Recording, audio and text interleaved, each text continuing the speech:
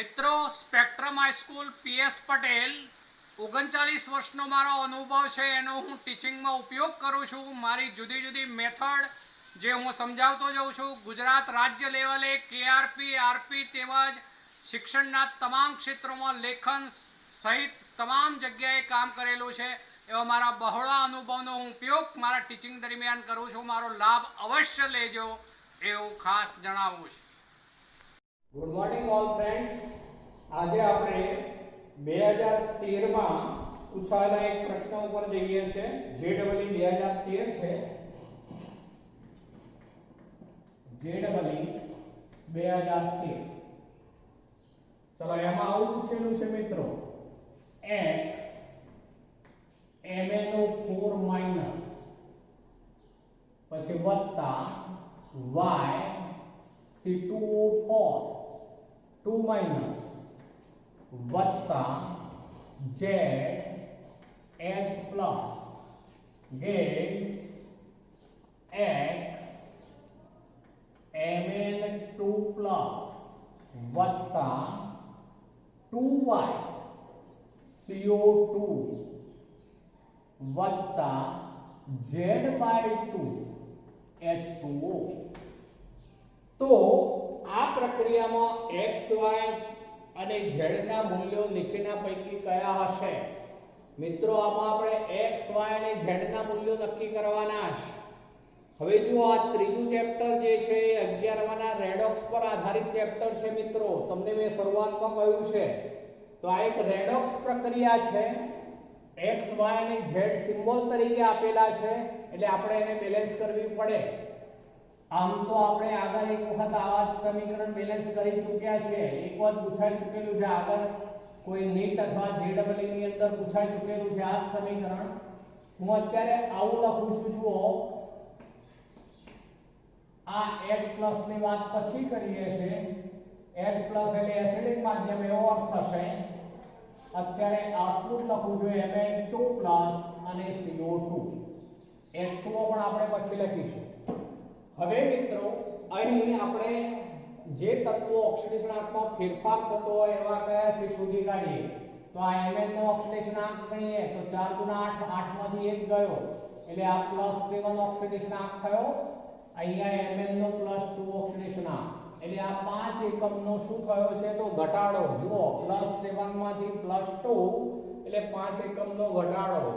ચલો આની અંદર લઈએ છે મિત્રો तो 4 * 8 8 માંથી 2 ગયા એટલે 6 માટે એક કાર્બન નો લઈએ તો +3 થશે। અત્યારે એક કાર્બન નો મેં લખ્યો ધ્યાન રાખજો। ચલો પહેલી બાજુ કાર્બન અત્યારે 1 છે। ચલો 2 * 4 માટે આ કાર્બન નો ઓક્સિડેશનાંક +4 થશે।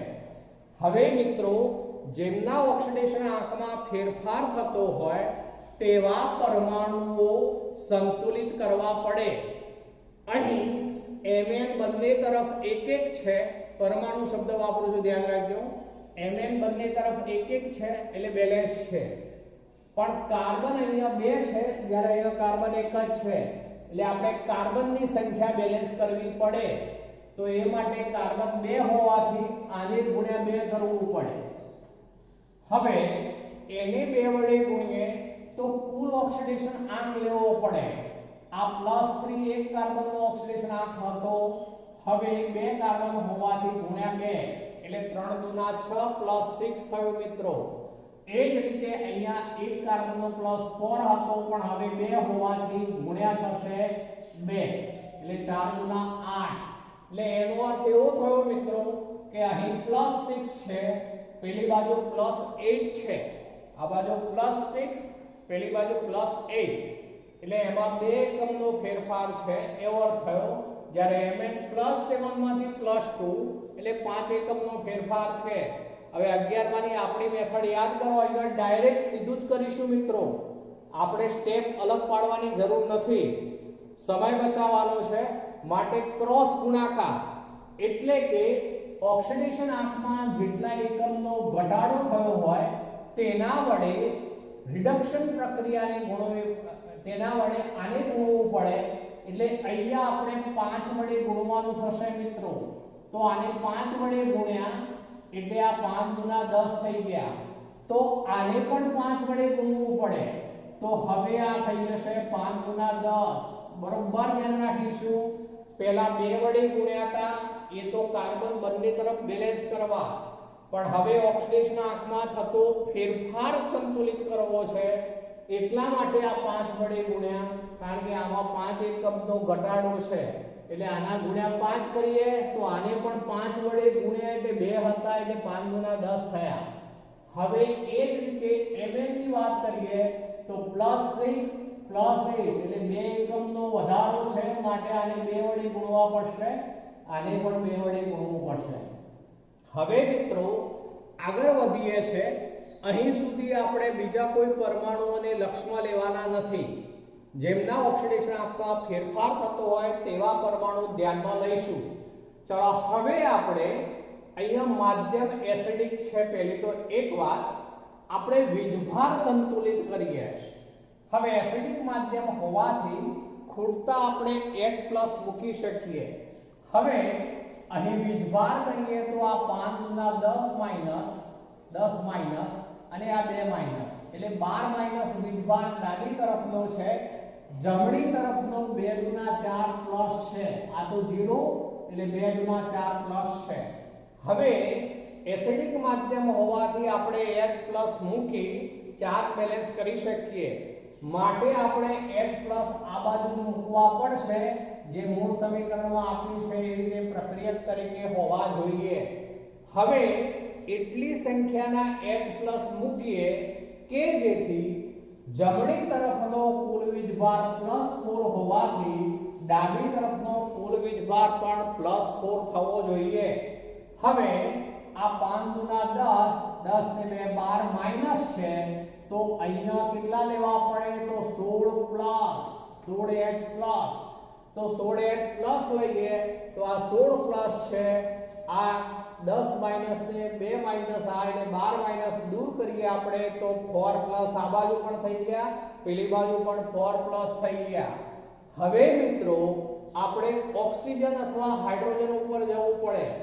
ઓક્સિજન ઉપર જઈએ છે તો જો આ 20 5 ચોકો 20 ને 8 28 ઓક્સિજન છે, આ બાજુ આ 20 ઓક્સિજન થયા. જો મિત્રો આ 20 ઓક્સિજન માટે બાકી રહ્યા 8, માટે અહીંયા શું આવે તો 8H2O.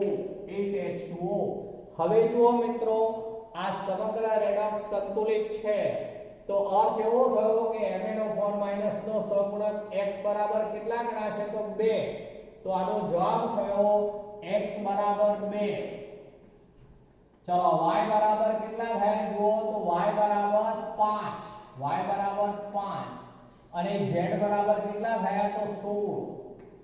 આપણને x y અને z ની કિંમતો પૂછી છે મિત્રો, એટલે x બરાબર જે આ સહગુણક હોય MnO4 નો એ ગણાય એટલે 2 થયો, y એટલે C2O4 ઓક્ઝેલેટ આયન ગણાય એનો સહગુણક 5 છે, માટે y 5, અને z એટલે H+ નો સહગુણક 16 છે, તો z ની કિંમત 16 થઈ મિત્રો, માટે આપણો આનો જવાબ થયો આ x2 y5 અને z જે છે 16 થશે મિત્રો.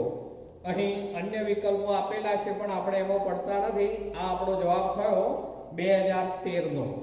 ચલો તો 2013 માં એક દાખલો આપણે કાલે જોઈ ગયા હતા 4 માર્ક્સ નો, અને આ 4 માર્ક્સ નો બીજો પોઈન્ટ થયો, એટલે 8 માર્ક્સ જે છે એ 2013 ના છે. જે ડબલ 2013 માં આ જ ચેપ્ટર નું 8 માર્ક્સ નું પૂછાયેલું છે એવો અર્થ થશે. ચલો આગળ લઈએ છે હવે, તો એમાં ચલો હવે જઈએ છે આપણે AIEEE 2012, જ્યારે JEE નહોતું ત્યારે AIEEE તરીકે ઓળખાતું હતું. AIEEE 2012 છે મિત્રો. ચલો એમાં આપણે એક દાખલો આ રીતનો છે, જુઓ, the standard reduction potential for ચલો આ જે છે 2012 છે, 2012 AIEEE. EIEEE. ચલો 2012 માં આવું પૂછાયેલું છે. રિડક્શન પોટેન્શિયલ આપેલા છે Zn2 Zn, એટલે આગળ હું મિત્રો આવો સિમ્બોલ જોડી દઉં છું ઈ બધા. ચલો એનું મૂલ્ય છે -0.76 વોટ. ચલો બીજી વેલ્યુ આપેલી છે Ni2 Ni, એટલે એને પણ હું ઈ મૂર્ધાંક જોડી દઉં છું આગળ, એટલે રિડક્શન પોટેન્શિયલ થઈ ગયો. એની વેલ્યુ છે -0.23 વોટ. અને ત્રીજું આપેલું છે ઈ મૂર્ધાંક Fe2 Fe. ચલો એની વેલ્યુ આપી છે -0.44 વોટ. ચલો તો હવે આવું આપેલું છે x + y2 gives x2 y. તો અહીંયા x તરીકે શું હશે અને y તરીકે શું હશે એવું માંગ્યું છે. આ પ્રશ્ન છે, આ કિંમતો આપેલી છે ત્રણેય, તો એમાં x તરીકે શું હશે y તરીકે શું હશે આપણે નક્કી કરવાનું છે. તો આ સમીકરણમાં x નું શું થયેલું છે જુઓ તો ઓક્સિડેશન, અને y નું શું થયેલું છે તો રિડક્શન. હવે આ જે વેલ્યુ આપી છે રિડક્શન પોટેન્શિયલ ની વેલ્યુ છે મિત્રો. પોટેન્શિયલ એટલે તાકાત, રિડક્શન પોટેન્શિયલ એટલે રિડક્શન પામવાની તાકાત. સમજો, ફરીથી બોલું છું, રિડક્શન પોટેન્શિયલ એટલે રિડક્શન પામવાની તાકાત. આ વેલ્યુ -0.76 છે, આ વેલ્યુ -0.23 છે, અને પેલી વેલ્યુ છે -0.44 છે. આ બધી જ વેલ્યુઓમાં આગળ ચિહ્ન માઈનસ છે. તો આ પૈકી સૌથી વધુ વેલ્યુ કઈ ગણાશે તો નિકલની.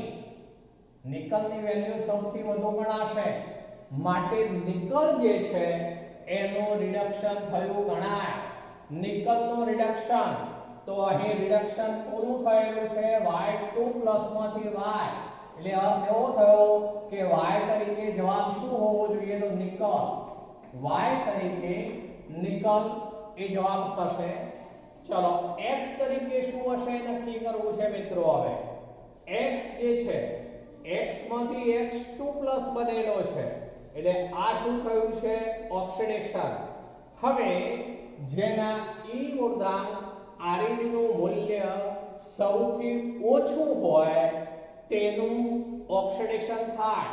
ફરીથી બોલું છું, જેના એ મૂર્ધાંક ReD નું મૂલ્ય સૌથી ઓછું હોય તેનું ઓક્સિડેશન થાય. તો અહીં સૌથી ઓછું કોનું ગણાશે મિત્રો જો વેલ્યુઓમાં તો Zn નું. એટલે અર્થ એવો થયો કે x બરાબર શું હોવું જોઈએ તો Zn. એટલે મિત્રો આમાં જવાબ થયો x બરાબર જે છે Zn અને y બરાબર Ni. બરોબર સમજો, x બરાબર Zn, y બરાબર Ni. તો આ મુદ્દો પણ આવી રીતે આ ચેપ્ટરનો પૂછી શકાય, એટલે વ્યવસ્થિત રીતે એ પણ સમજીશું મિત્રો. ચલો બીજો એક દાખલો છે.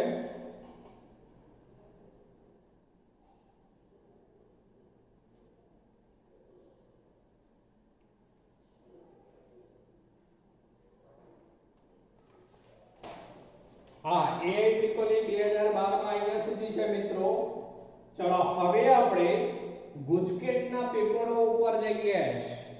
એમાં સૌથી પહેલું લઈએ છે ગુજકેટ 2019. ચલો હવે ગુજકેટ 2019 છે મિત્રો. તો એમાં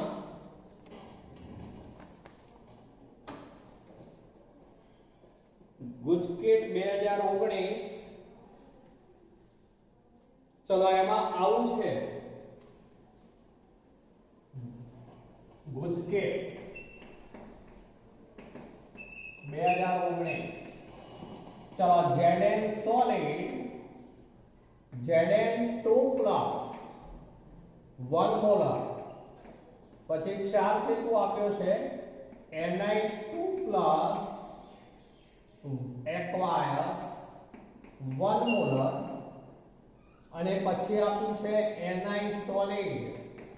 Ni solid કોષ માટે નીચેનામાંથી કયું ખોટું છે એવું પૂછ્યું છે આ કોષ માટે નીચેનામાંથી કયું ખોટું છે ચલો એ વિકલ્પ છે વોલ્ટેઇક કોષ તો આવા કોઈ પણ કોષને વોલ્ટેઇક કોષ કહી શકાય બી આપેલો છે વિકલ્પ ગેલ્વેનિક કોષ તો આવા કોઈ પણ કોષને ગેલ્વેનિક કોષ પણ કહી શકાય ત્રીજું આપ્યું છે વિદ્યુત રાસાયણિક કોષ તો આવા કોઈ પણ કોષને વિદ્યુત રાસાયણિક કોષ પણ કહી શકાય પણ ડી આપ્યું છે ડેનિયલ કોષ તો મિત્રો આને ડેનિયલ કોષ કહી શકાય નહીં શા માટે તો ડેનિયલ કોષ એટલે ફિક્સ છે તેમાં એનોડ તરીકે Zn હોવું જોઈએ પણ કેથોડ તરીકે શું હોવું જોઈએ યાદ કરી લો CO2 CO સોલિડ જોઈએ કેથોડ તરીકે તો જ ડેનિયલ કોષ કહેવાય એટલે અહીંયા આ કોષ આપેલો છે એના માટે ખોટું કયું છે તો જવાબ થશે ડેનિયલ કોષ ચલો બીજું છે મિત્રો હવે બીજો પોઈન્ટ એમાં આવું પૂછેલું છે AlCl3 બીજું છે AgNO3 અને ત્રીજું છે MgSO4 ના દ્રાવણોમાંથી એક મોલ ઇલેક્ટ્રોન પસાર કરતા ધ્રુવો આગળ Al M Ag અને Mg નીચેના પૈકી કયા ગુણોત્તરમાં જમા થશે ચલો મિત્રો સૂત્રો આપેલા છે એના ઉપરથી આવું નક્કી થાય કે આમાં Al3+ છે જુઓ Al3+ એટલે એનો અર્થ એવો થયો કે સમીકરણ આવું બને Al3+ +3 ઇલેક્ટ્રોન ગેસ Al પણ આ તો 3 ફેરાડે હોય ત્યારે અથવા તો 3 મોલ ઇલેક્ટ્રોન હોય ત્યારે 1 મોલ Al મુક્ત થાય અહીંયા તો આપણને 1 મોલ કહ્યું છે તો આ 1 મોલ લઈએ તો ત્યારે આ કેટલા થવાના તો 1/3 મોલ Al મુક્ત થાય 3 મોલ જો ઇલેક્ટ્રોન હોય તો 1 મોલ Al મુક્ત થાય તો 1 મોલ ઇલેક્ટ્રોન હોવાથી 1/3 મોલ Al મુક્ત થશે ચલો AgNO3 NO3 -1 માટે મિત્રો Ag શું કહેવાશે +1 ચલો Ag +1 plus electron Ag solid એટલે એનો અર્થ એવો થયો કે આ તો 1 મોલ ઇલેક્ટ્રોન છે તો આ 1 મોલ જ મળશે Ag ત્રીજું છે MgSO4 SO4 2- માટે Mg2+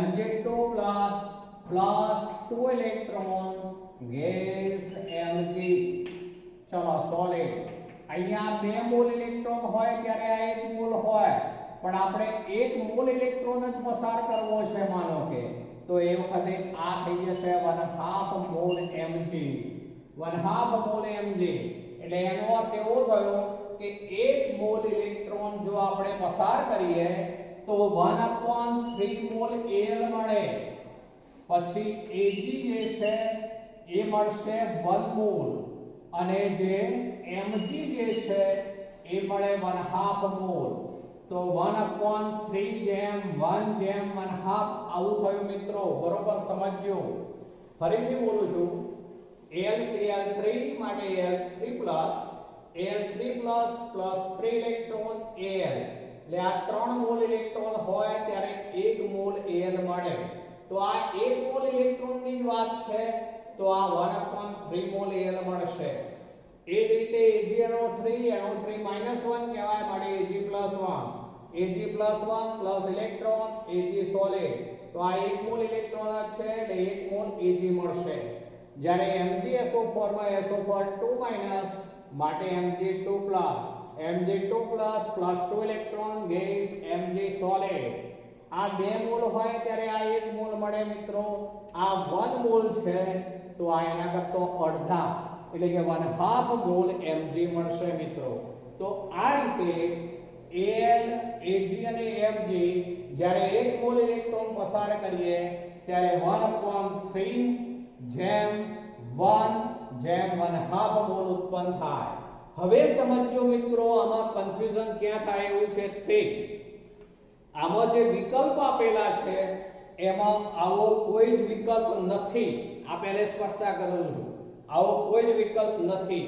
વિકલ્પ આપેલા છે આ ટાઈપના છે 2:6:3 આ એક વિકલ્પ છે, બીજો છે 1:2:3, ત્રીજો છે 3:6:2 અને ચોથું છે 3:2:1.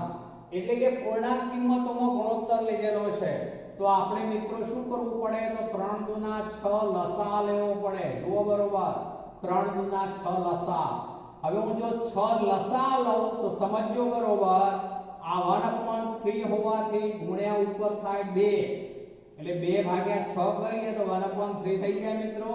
ફરીથી બોલજો, 2/6 એટલે આ 2/6 કરી દીધું મેં, તો એ 2/6 એટલે 1/3.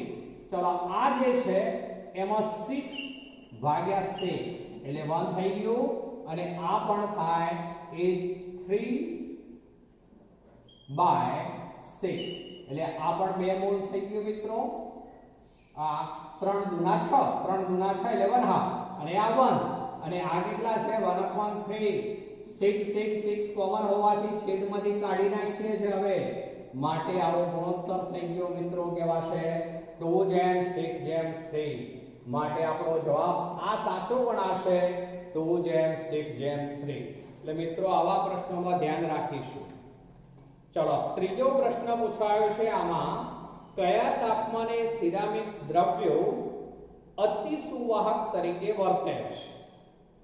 એમાં 15 કેલ્વિન તાપમાન છે, 0 કેલ્વિન તાપમાન છે, 200 કેલ્વિન તાપમાન છે, અને 150 કેલ્વિન તાપમાન છે. મિત્રો કયો આવે? આ થિયરેટિકલ પોઈન્ટ છે.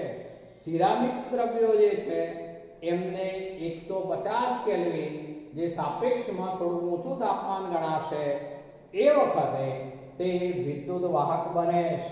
માટે અતિ સુવાહક તરીકે વર્તશે. એટલે જવાબ થશે 150 કેલ્વિન. તો મિત્રો આ ગુજકેટ 2019 એમાં આ ચેપ્ટરમાંથી 3 પ્રશ્નો છે. હવે આવીએ છે ગુજકેટ 2018. ગુજકેટ 2018 ઉપર આવીએ છે મિત્રો. ચલો એમાં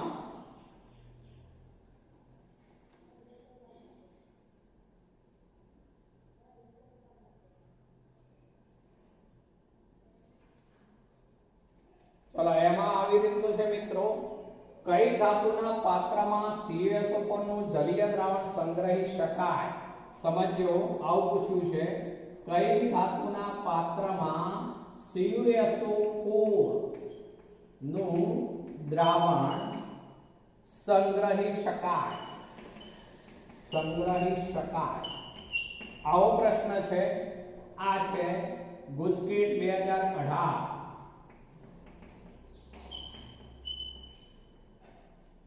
ચલો અહીંયા વિકલ્પ આપેલા છે. એના પહેલા ઈ મૂર્ધાંકના મૂલ્યો આપેલા છે, હું લખું છું. ઈ મૂર્ધાંક Fe3+ બરાબર વેલ્યુ છે 0.44 વોટ. ચલો બીજું આપેલું છે ઈ મૂર્ધાંક Al3+. चलो एनी वैल्यू आपी છે 1.66 वोट. चलो ત્રીજું આપ્યું છે E મૂર્ધાંક Ni2+. चलो એની વેલ્યુ આપી છે 0.25 વોટ. અને ચોથું આપ્યું છે E મૂર્ધાંક Ag+Ag બરાબર વેલ્યુ આપી છે 0.80 વોટ. મિત્રો આવું હોય ત્યારે બરોબર આપણે ધ્યાન રાખીશું. આવું હોય ત્યારે બરોબર ધ્યાન રાખીશું.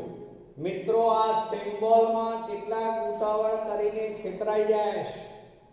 આપણી નવી મેથડ મુજબ જો વાત કરું તો રિડક્શન પોટેન્શિયલ ને પ્રમાણિત વિદ્યુતધ્રુવ પોટેન્શિયલ તરીકે લેવામાં આવેલો છે, માટે રિડક્શન પોટેન્શિયલ ઉપર જ આપણે ચર્ચાઓ લઈએ છીએ નવી મેથડમાં. જૂની મેથડમાં ઓક્સિડેશન પોટેન્શિયલ પર આધારિત ચર્ચાઓ હતી. એટલે આપણને આપેલા છે વેલ્યુ ઓક્સિડેશન પોટેન્શિયલ છે કે રિડક્શન પોટેન્શિયલ કે મિક્સ છે એ બરોબર ધ્યાન રાખીશું. અહીંયા જુઓ મિત્રો, અહીં E મૂળાંક Ag પ્લસ Ag એટલે આ વેલ્યુ કઈ છે તો રિડક્શન પોટેન્શિયલ. જુઓ બરોબર, E મૂળાંક Ag પ્લસ Ag એટલે આ રિડક્શન પોટેન્શિયલ આપેલો છે. જ્યારે બાકીના બધા શું છે જુઓ, Fe3 પ્લસ એટલે ઓક્સિડેશન પોટેન્શિયલ છે, Al3 પ્લસ ઓક્સિડેશન પોટેન્શિયલ છે, Ni2 પ્લસ ઓક્સિડેશન પોટેન્શિયલ છે. એટલે આપણે મિત્રો શું કરવું પડે, કો તો બધાના રિડક્શન પોટેન્શિયલ બનાવવા પડે, કો તો બધાના ઓક્સિડેશન પોટેન્શિયલ બનાવવા પડે. હવે હું આ જે છે એને રિડક્શન પોટેન્શિયલમાં ફેરવું તો વેલ્યુ જે છે શું થઈ જાય મિત્રો, યાદ કરો, માઈનસ. પ્લસ હોય તો માઈનસ થાય, માઈનસ હોય તો પ્લસ થાય. એટલે હવે હું આમાં આવું લખાય E મૂળાંક પછી શું લખવું પડે મિત્રો તો Fe3 પ્લસ Fe આવું લખાય, બરોબર ને? તો બરાબર -0.44 વોલ્ટ થઈ ગયા. હવે એ જ રીતે અહીંયા શું લખાય તો E મૂળાંક પછી લખવું પડે Al3 પ્લસ Al બરાબર શું થઈ જાય -1.66 વોલ્ટ. એ જ રીતે આમાં શું લખાશે તો E મૂળાંક Ni2 પ્લસ Ni બરાબર શું થઈ જાય તો -0.25 વોલ્ટ. હવે મિત્રો આ તો રિડક્શન પોટેન્શિયલ જ છે એટલે આપણે એમાં ચેન્જ કરવાની જરૂર નથી. હવે જેનો રિડક્શન પોટેન્શિયલ વધુ હોય તેનું પોતાનું રિડક્શન થાય. ફરીથી રિપીટ કરું છું, જેનો રિડક્શન પોટેન્શિયલ વધુ હોય તેનું પોતાનું રિડક્શન થાય. આપણે CuSO4 નું દ્રાવણ ભરવું હોય તો CuSO4 માં Cu2+ આયન છે, માટે Cu2+ આયન નું Cu સોલિડ માં રિડક્શન થવું જોઈએ નહીં. ફરીથી બોલજો, Cu2+ આયન નું Cu સોલિડ માં રિડક્શન થવું જોઈએ નહીં. એટલે એનો અર્થ એવો થયો કે આપણે એવું પાત્ર પસંદ કરવું પડે કે જેનું ઓક્સિડેશન પણ થઈ શકે નહીં, તેનું રિડક્શન પણ થઈ શકે નહીં, ઓક્સિડેશન પણ થઈ શકે નહીં. તો એને માટે મિત્રો હવે કયું પાત્ર લેવું જોઈએ વિચારો. અથવા હું બીજી મેથડ પણ આપું છું તમને. EMF શ્રેણીની રીતે આ તત્વોને ગોઠવી દો. રિડક્શન પોટેન્શિયલ જે છે એનો સૌથી ઊંચો એ EMF શ્રેણીમાં સૌથી ઉપર આવે. એટલે એનો અર્થ એવો થયો કે Ag સૌથી ઉપર આવે. ચલો ત્યારબાદ જે છે કોપર આવે. જો તમને યાદ હોય તો કોપર માટે વેલ્યુ છે +0.34 વોલ્ટ, CO2 પ્લસ CO માટે એટલે કોપર આવે. નહીં, કોપર પહેલા નિકલ પણ આવે. જુઓ, નહીં, નિકલમાં માઈનસ છે એટલે નિકલ પછી આવશે. કોપર પછી આવે નિકલ. ચલો પછી કઈ આવે તો Fe અને છેલ્લે આવે Al. હવે મિત્રો યાદ કરો તો ઉપરવાળાનું હંમેશા રિડક્શન થાય, નીચેવાળાનું ઓક્સિડેશન થાય. જેથી જો આપણે ચાંદીનું પાત્ર લઈએ અને તેમાં CuSO4 નું દ્રાવણ ભરીએ તો કોઈ પણ રાસાયણિક પ્રક્રિયા નહીં થઈ શકે, કારણ કે ચાંદીનું પાત્ર છે જેનો રિડક્શન પોટેન્શિયલ સૌથી ઊંચો હોવાથી તેનું રિડક્શન થાય, ઓક્સિડેશન થઈ શકે નહીં. માટે પાત્ર એનોડ જે છે એ ઓગળશે નહીં, પાત્ર ઓગળશે નહીં. માટે જો ચાંદીનું પાત્ર હોય તો એ કેથોડ બનવાનું, માટે તે ઓગળશે નહીં. ત્યારે Cu ને એનોડ બનવું પડે, માટે Cu નું રિડક્શન થઈ શકશે નહીં. Cu2+ આયનનો Cu સોલિડમાં રિડક્શન થશે નહીં. માટે અહીંયા જવાબ થશે Ag સિલ્વરનું પાત્ર જોઈએ. ચલો આગળ બીજો એક, ચલો મિત્રો બીજો આ પેપરનો પણ દાખલો પૂછાયેલો છે. મંદ જલીય NiSO4 ના દ્રાવણમાંથી નિષ્ક્રિય ધ્રુવો વડે વિદ્યુત વિભાજન કરી 5.85 ગ્રામ નિકલ મેળવવા કેટલા સમય માટે 10 એમ્પિયર વીજ પ્રવાહ પસાર કરવો પડશે? મિત્રો આ ફેરાડેના નિયમ પર આધારિત દાખલો છે. ફેરાડેના નિયમ પર આધારિત કોઈ પણ દાખલો હોય ત્યારે આ સૂત્રનો ઉપયોગ કરવાનો. W બરાબર જે છે W બરાબર EIT ભાગ્યા 96500. જો મિત્રો મુક્ત થતી ધાતુનું દળ, મુક્ત થતી દીપજનું દળ, આ દળ છે, વેગ છે, માસ લખી શકીશું આપણે અહીંયા માસ અથવા વેગ બરાબર EIT ભાગ્યા 96500. અહીં મિત્રો E એટલે જે તે તત્વનો તુલ્ય ભાર, E એટલે જે તે તત્વનો તુલ્ય ભાર, I એટલે એમ્પિયર અને T એટલે સેકન્ડમાં જે છે સમય. અહીં મિત્રો આપણને આવું આપેલું છે 5.85 ગ્રામ નિકલ મેળવવા, એટલે આની વેલ્યુ આપી દીધી છે આપણને 5.85 ગ્રામ. ચલો બરાબર આપણને E જે છે નિકલ માટે પરમાણ્વીય દળ છે 58.5. હવે બરોબર સમજો, E એટલે તુલ્યભાર, તુલ્યભારનું સૂત્ર છે બરોબર યાદ રાખજો, તુલ્યભાર બરાબર